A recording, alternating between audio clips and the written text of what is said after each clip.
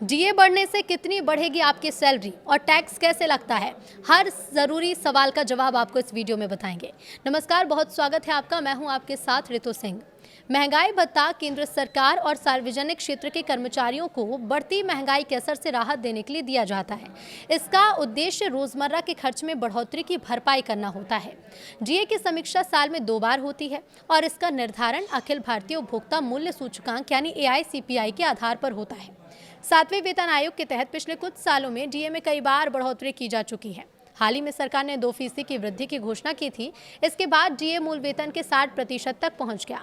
कई कर्मचारियों के मन में ये सवाल रहता है कि डीए केवल एक भत्ता है या सैलरी का हिस्सा भी माना जाता है। तो जवाब यह है कि डीए कर्मचारी की कुल वेतन संरचना का हिस्सा होता है। हर महीने मिलने वाली सैलरी के साथ खाते में जमा होता है, यानी कर्मचारी को मिलने वाले मासिक वेतन में बेसिक सैलरी के अलावा डीए भी शामिल होता है। यही कारण है कि डीए में बढ़ोतरी होने पर कर्मचारियों की जो मंथली इनकम है वो बढ़ जाती है। अब डीए को लेकर सबसे महत्वपूर्ण सवाल टैक्स से जुड़ा है। आयकर नियमों के मुताबिक महंगाई भत्ता पूरी तरह से कर योग्य आय माना जाता है। इसका मतलब यह है कि कर्मचारी को मिलने वाला पूरा डीए उसकी कुल कर योग्य आय में जोड़ा जाता है और उसी के आधार पर टैक्स की गणना होगी। जिस टैक्स स्लैब में कर्मचारी आता है उसी के मुताबिक डीए पर भी कर देनदार यानी कि टैक्स देना होता है। इसलिए डीए बढ़ने से जहां आय बढ़ती है तो वहीं टैक्स का बोझ भी कुछ हद तक बढ़ सकता है। अब ऐसे में आईटीआर भरते समय डीए दिखाना क्यों जरूरी है?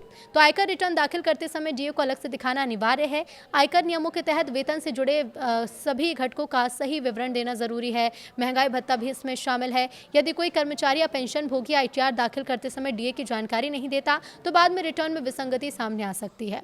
इसलिए रिटर्न भरते समय फॉर्म 16 और वेतन पर्ची की मदद से डीए की सही जानकारी दर्ज करना काफी इंपॉर्टेंट है। फिलहाल सरकार की ओर से जुलाई 2026 में डीए बढ़ाने को लेकर कोई आधिकारिक घोषणा तो नहीं हुई है, लेकिन बढ़ती महंगाई के बीच इसकी चर्चा तेज है। खाद्य पदार्थ, ईंधन और परिवहन लागत में बढ़ोतरी से घरेलू बजट पर दबाव बढ़ रहा है। ऐसे में लाखों कर्मचारी और पेंशन भोगी अगले डीए संशोधन का वेट कर रहे हैं।